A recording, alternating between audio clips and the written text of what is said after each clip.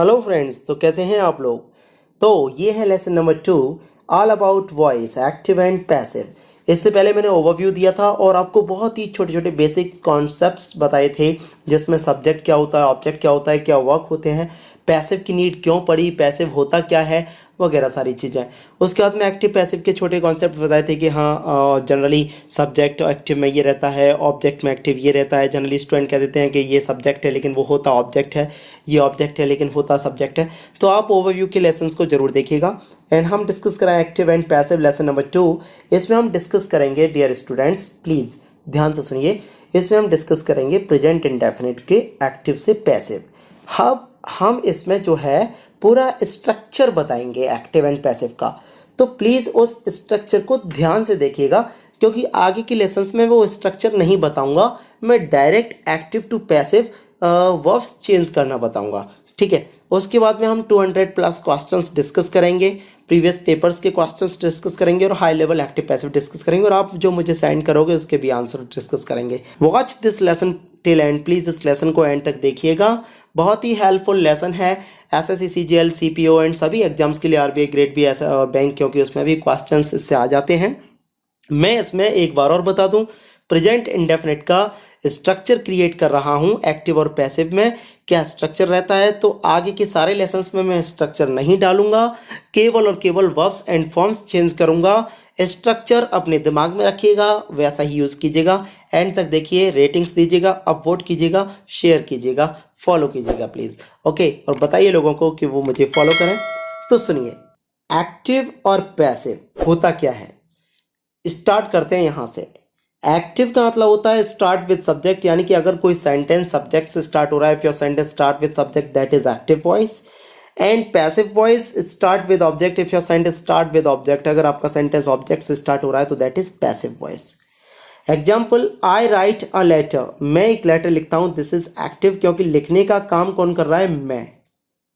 तो मैं सब्जेक्ट हो गया, काम क्या हो रहा है, लिखना, और लिखना किसके ऊपर हो रहा है, ऑब्जेक्ट के ऊपर। जिसके ऊपर काम होता है वो ऑब्जेक्ट होता है, तो ये ऑब्जेक्ट है। तो सेंटेंस सब्जेक्ट से स्टार्ट हो रहा है तो it is active. A letter is written by me, letter मेरे द्वारा लिखा गया, तो बाय के साथ में मी आ गया, तो आई से ही तो बनाया मी, तो यहाँ पर आई सब्जेक्ट है, तो आई से मी बना है, तो ये भी सब्जेक्ट है, लेकिन केस ऑब्जेक्टिव है।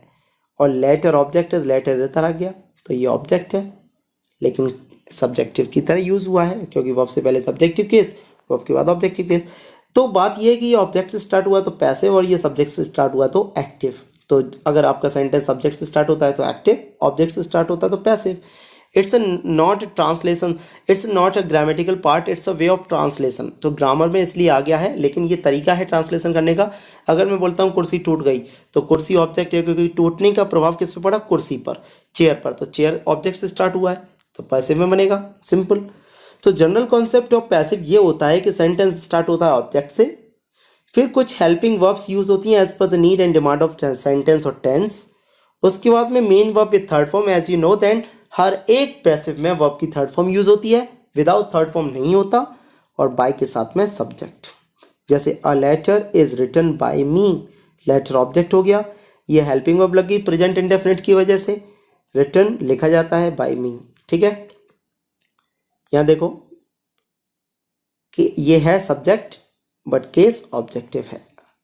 Active to passive and passive to active, note generally verbs and subject object are change according to sentence, sentence के अकॉर्डिंग, टेंस के according verbs and subject object change होते हैं।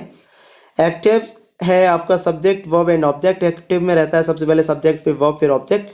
पैसिव में object, फिर helping verb, फिर main verb with third form, फिर subject by के साथ में।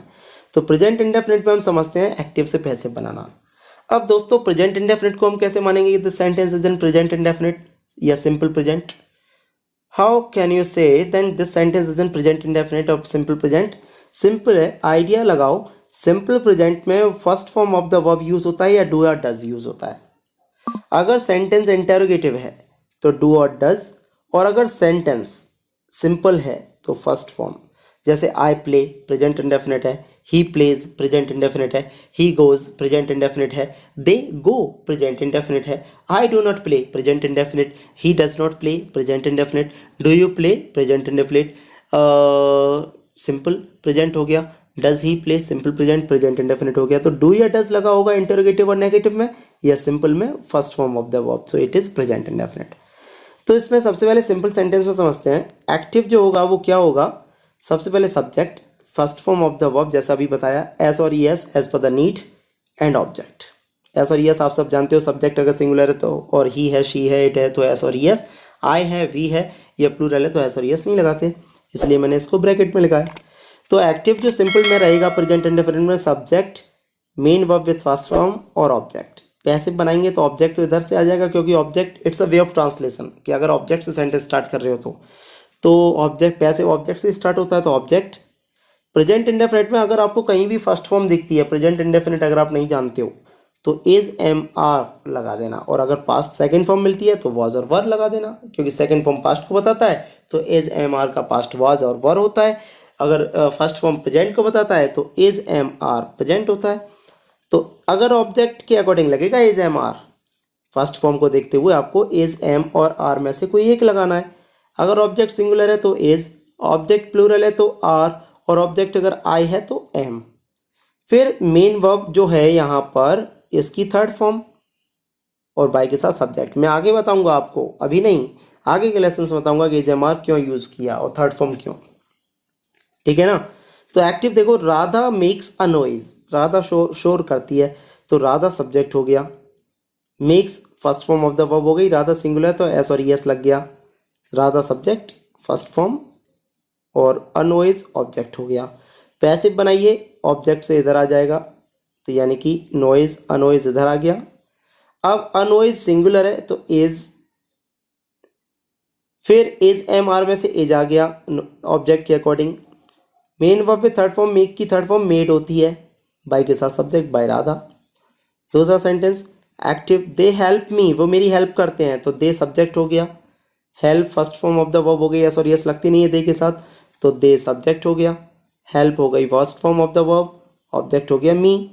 पैसिव बनाओ, मी का क्या हो गया, ऑब्जेक्ट भाई इधर लेके आओगे ना, तो मी को मी भी ला सकते थे कि नहीं, लेकिन वर्ब से पहले हमेशा सब्जेक्टिव केस आता है, इसलिए मी का आई बनाया गया सब्जेक्टिव केस, प्रोनाउन में आप पढ़ सकते हैं। आई के साथ एम, इज एम आर में से एक आएगा तो आई के साथ am, third form of the verb help by them, object आ गया। अभी ये एग्जांपल्स हैं तो इसलिए इजी क्वेश्चंस हैं, हाई लेवल क्वेश्चंस डेफिनेटली कराऊंगा, ये मेरा प्रॉमिस है। नेक्स्ट लेसन में ही देखिए, एक्टिव आ गया, बॉयज लव एनिमल्स, तो एनिमल्स आ गया ऑब्जेक्ट, आर, एनिमल्स प्लूरल तो आर आ गया, लव्ड बाय बॉयज, ठीक है ना। प्रेजेंट इंडेफिनिट नेगेटिव में देखें तो एक्टिव रहता है सब्जेक्ट, फिर डू या डज के बाद नॉट। अगर सब्जेक्ट सिंगुलर है तो डू डज के बाद नॉट, और अगर प्लूरल है और आई है, वी है, तो डू के बाद not, I do not. Main verb with first form, do या डज के साथ हमेशा फर्स्ट फॉर्म आती है, सॉरी इसका चक्कर हट जाता है, और ऑब्जेक्ट। पैसिव बनाएंगे तो सबसे पहले ऑब्जेक्ट आएगा, यहाँ डू या डज के बाद नॉट लग रहा है, आपको इज एम और आर में से कोई एक के बाद नॉट लगा देना है, इज एम आर के बाद नॉट, यहाँ डू या डज के बाद नॉट है तो इज एम आर के बाद नॉट। फर्स्ट फॉर्म का थर्ड फॉर्म यूज होता है ये बाई के साथ सब्जेक्ट, तो इस स्ट्रक्चर को प्लीज़ याद रखना, आगे के लेसन में मैं स्ट्रक्चर नहीं कराऊंगा।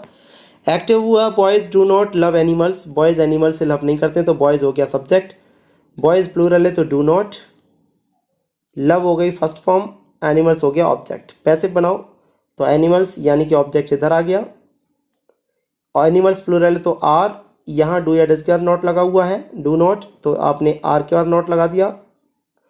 Loved main verb with third form, loved by boys. Simple present interrogative में देखिए, एक्टिव आया, डू या डज सबसे पहले, यानी कि हेल्पिंग वर्ब, एक इंटेरोगेटिव होता है हेल्पिंग वर्ब पहले होती है, तो हेल्पिंग वर्ब सबसे पहले, फिर सब्जेक्ट, अगर नॉट होता है तो वो सब्जेक्ट के बाद लगता है। जैसे डू यू प्ले, क्या आप खेलते हो, क्या आप नहीं खेलते हो, do you not play, you subject के बाद इंटेरोगेटिव में सबसे पहले हेल्पिंग वर्ब आती है, फिर सब्जेक्ट, और फिर नॉट हो तो, नहीं है तो नहीं, और main verb is first form object. और पैसिव में जैसे यहाँ डू या डज लगा हुआ है तो एक्टिव की फॉर्म्स होती है डू या डज, तो पैसिव की होती है इज एम आर, तो ऑब्जेक्ट के अकॉर्डिंग यहाँ सब्जेक्ट के अकॉर्डिंग डू या डज रहता है, सब्जेक्ट प्लूरल है तो डू, सब्जेक्ट सिंगुलर है तो डज, यहाँ ऑब्जेक्ट के अकॉर्डिंग रहता है, सब्जेक्ट की जगह पे तो ऑब्जेक्ट लिखोगे भाई, ये ऑब्जेक्ट यहाँ सब्जेक्ट की जगह पे तो यूज़ करते हैं, एक्टिव सब्जेक्ट से स्टार्ट होता है, पैसिव ऑब्जेक्ट से। लेकिन इंटेरोगेटिव है तो यहाँ इंटेरोगेटिव में डू या डज पहले लगा है तो इज एम आर पहले लग जाएगा, ऑब्जेक्ट के अकॉर्डिंग ऑब्जेक्ट अगर सिंगुलर है तो इज, प्लूरल है तो आर, आई है तो एम, यहाँ सब्जेक्ट के बाद नॉट है, यहाँ ऑब्जेक्ट के बाद नॉट, सारे प्लेसेस वही रहेंगे। मेन वर्ब फर्स्ट फॉर्म है तो थर्ड फॉर्म बाय के साथ subject, interrogative mark. Active, do you love me, क्या आप मेरे से लव करते हो। Passive, am I loved by you, भाई सबसे पहले डू आ गया, फिर सब्जेक्ट आ गया यू, नॉट है नहीं है, फर्स्ट फॉर्म आ गया लव, डू या डज के साथ फर्स्ट फॉर्म लगती है, ऑब्जेक्ट हो गया मी। पैसिव बनाओ, अब जब आपने मी को यहाँ सब्जेक्ट की जगह पर ऑब्जेक्ट लिखा तो आई हो गया, आई के अकॉर्डिंग एम, तो इज एम आर में से एम आया, ऑब्जेक्ट के अकॉर्डिंग ऑब्जेक्ट आ गया आई, लेकिन सब्जेक्टिव केस है क्योंकि वर्ब से पहले यूज हुआ है। मेन वर्ब की third form loved by you. Active, does he not play cricket, क्या वो क्रिकेट नहीं खेलता है, तो passive, is cricket not played by him. Do या डज में से एक आ गया, सब्जेक्ट आ गया ही, फिर नॉट आ गया, फिर first form of the verb, फिर क्रिकेट ऑब्जेक्ट हो गया। पैसिव बनाओ, तो पैसिव में सब्जेक्ट है ही, ऑब्जेक्ट है क्रिकेट, तो क्रिकेट आ जाएगा सब्जेक्ट की जगह पर, तो क्रिकेट आ गया। क्रिकेट सिंगुलर तो इज क्रिकेट, तो इज एम आर में से इज लगा दिया, ऑब्जेक्ट लगा दिया cricket. Not, main verb with third form played by him, simple. He का क्या हो गया, हिम, क्यों हुआ ही का हिम, है तो सब्जेक्ट है ये, लेकिन वर्ब के बाद आया तो ऑब्जेक्टिव केस में आएगा। Interrogative, next. एक्टिव अगर आता है डब्ल्यू एच वर्ड से स्टार्ट होता है या क्वेश्चन वर्ड से स्टार्ट होता है, फिर डू या डज में से एक, फिर नॉट, फिर main verb with first form और ऑब्जेक्ट। पैसिव देखिए तो सबसे पहले जो क्वेश्चन वर्ड ऊपर है वही क्वेश्चन वर्ड नीचे, जो क्वेश्चन वर्ड ऊपर है वही क्वेश्चन वर्ड नीचे, जो क्वेश्चन वर्ड ऊपर है वही क्वेश्चन वर्ड नीचे, फिर डू या डज, फिर नॉट, फिर main verb first form object. Passive में जो क्वेश्चन वर्ड ऊपर है वही क्वेश्चन वर्ड नीचे, यहाँ डू या डज लग रहा है, यहाँ इज एम आर लग जाएगा क्योंकि वर्ब्स चेंज करनी होंगी फर्स्ट फॉर्म या डू या डज को देख करके, इज एम आर। यहाँ सब्जेक्ट नहीं लिख पाया मैं, सॉरी, लिख लेना, तो यहाँ पर सब्जेक्ट के बाद नॉट है तो यहाँ ऑब्जेक्ट के बाद नॉट हो जाएगा, main verb with third form by के साथ सब्जेक्ट, ठीक है। तो यहाँ देखिए, why do you make a noise, आप नॉइज क्यों करते हो, तो why is a noise made by you. तो देखा आपने, डू या डज के बाद सब्जेक्ट, फिर यहाँ पर ऑब्जेक्ट, और यहाँ पर डू या डज इज एम आर के बाद में ऑब्जेक्ट आएगा, फिर नॉट, और फिर मेन वर्ब की थर्ड फॉर्म बाय के साथ सब्जेक्ट, ठीक है। तो इतना तो आप समझ ही जाओगे ना यहाँ पर जो मैंने मिसिंग कर दिया है। तो एक्टिव देखिए, सबसे पहले क्वेश्चन वर्ड आ गया वाई, फिर डू या डज में से डू आ गया, सब्जेक्ट आ गया यू, नॉट है नहीं है, मेन वर्ब फर्स्ट फॉर्म आ गया मेक, ऑब्जेक्ट हो गया नॉइज। तो पैसिव बनाइए तो सबसे पहले जो क्वेश्चन वर्ड ऊपर है वही क्वेश्चन वर्ड नीचे वाई, फिर यहाँ डू यू लग रहा है तो यहाँ इज लगा दिया क्योंकि अ नॉइज ऑब्जेक्ट इधर लेकर के आ गए आप, तो नॉइज सिंगुलर तो इज, मेक की third form made by you, okay ना। हु हेल्प्ड यू, तो इसका बनता है by whom are you helped, simple, okay. So and thank you very much कि आपने इस लेसन को एंड तक देखा, और आगे मैं हाई लेवल क्वेश्चंस को भी डिस्कस करूंगा, प्रीवियस क्वेश्चंस को भी डिस्कस करूंगा। ये जो इस लेसन में स्ट्रक्चर बताया है ये मैं रिपीट नहीं करूंगा, सो प्लीज़ स्ट्रक्चर को माइंड में रखिएगा, सारा स्ट्रक्चर वही रहता है, बस फॉर्म्स चेंज होती हैं क्वेश्चन को देख करके। अगर एक्टिव से पैसिव बनवा रहा है तो वर्ब फॉर्म्स को देखिए, वर्ब्स को देखिए, और पैसिव से एक्टिव बनवा रहा है तो भी फॉर्म्स और वर्ब्स को देखिए। So thank you very much, all the very best. मैं आपको कंप्लीट एसएससी बैंक की एसएससी इंग्लिश कराऊंगा, तो बने रहिए मेरे साथ में।